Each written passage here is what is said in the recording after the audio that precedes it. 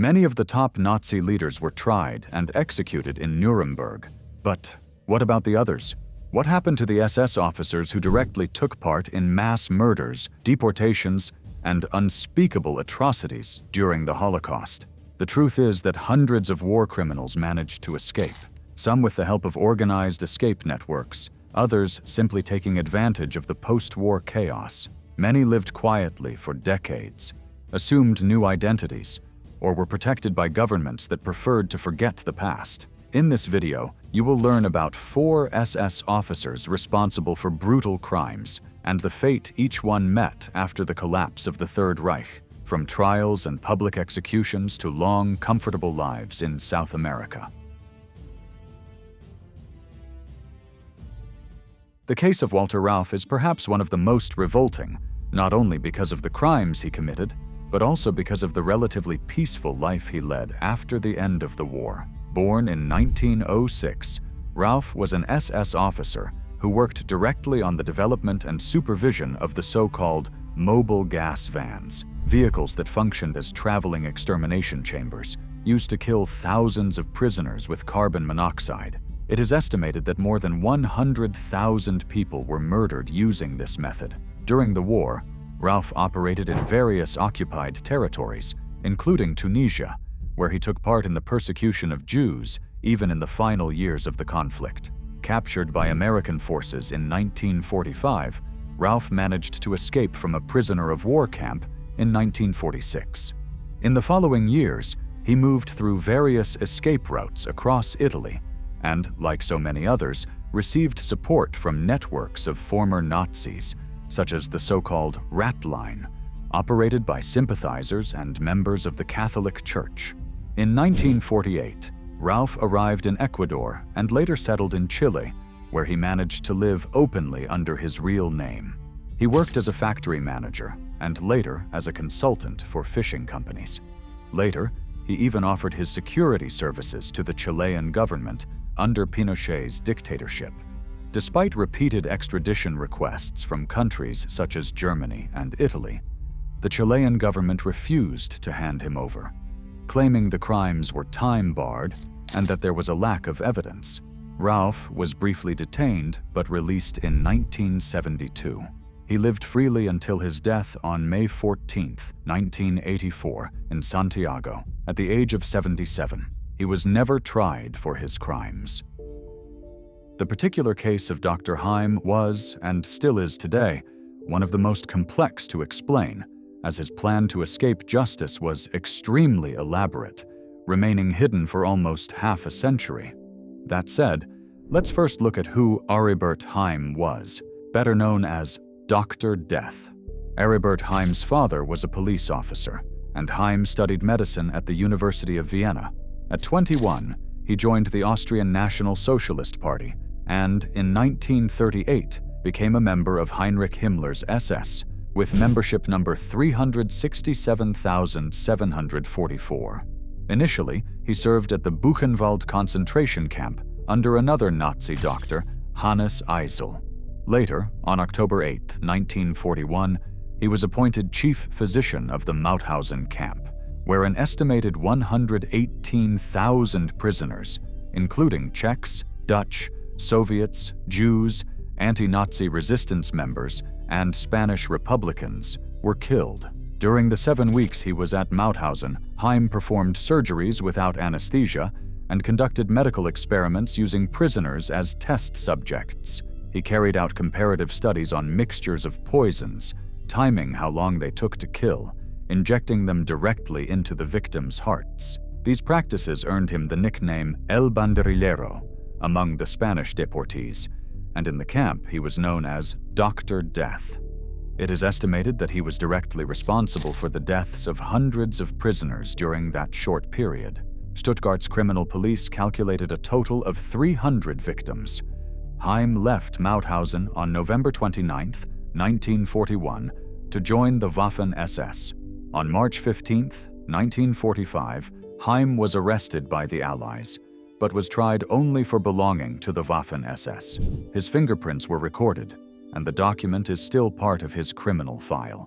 He was sent to a forced labor camp and released in 1947. Afterwards, he worked as a doctor in Baden-Baden, in southern West Germany, where he married his fiancée Frieda and, in 1954, opened a gynecology practice.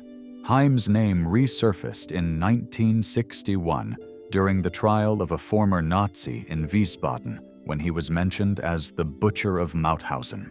He disappeared in 1962, shortly before German police could arrest him.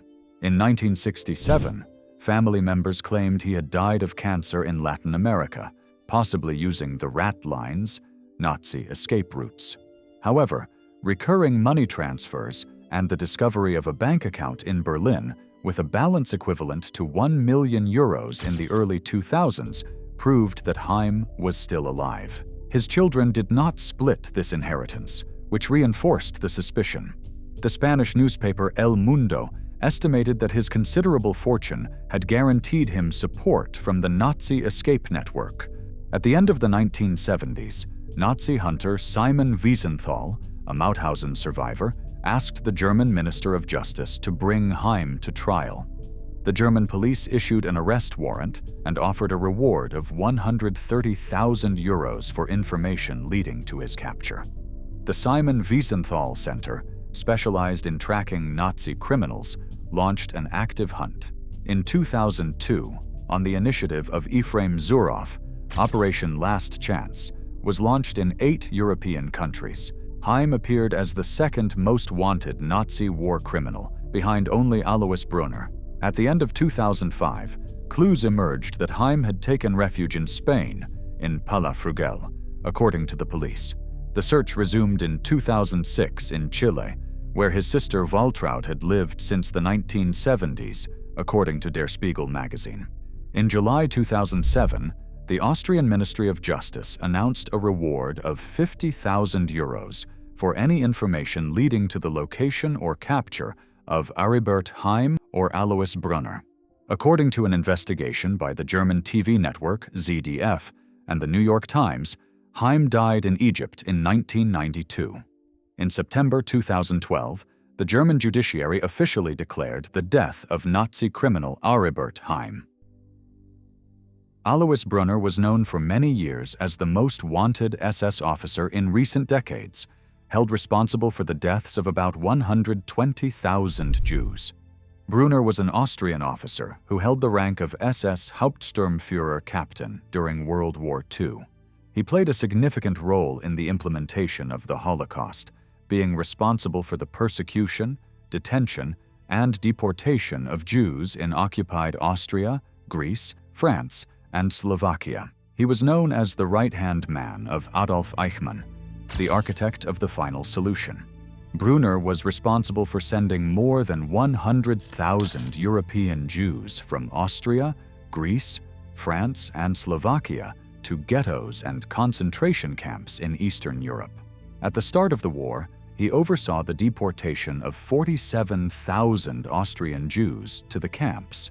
In Greece, 43,000 Jews were deported in just 2 months while he was stationed in Thessaloniki.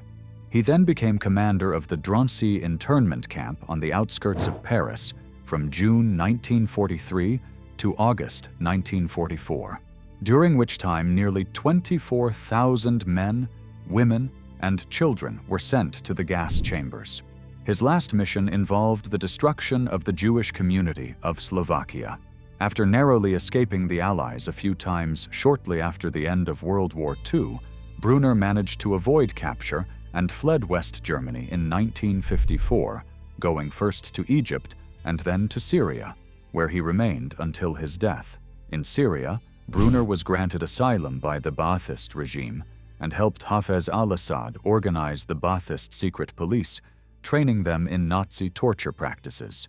Brunner was the target of numerous hunts, investigations, and assassination attempts over the years by different groups, including the Simon Wiesenthal Center, the Klarsfelds, and the Mossad.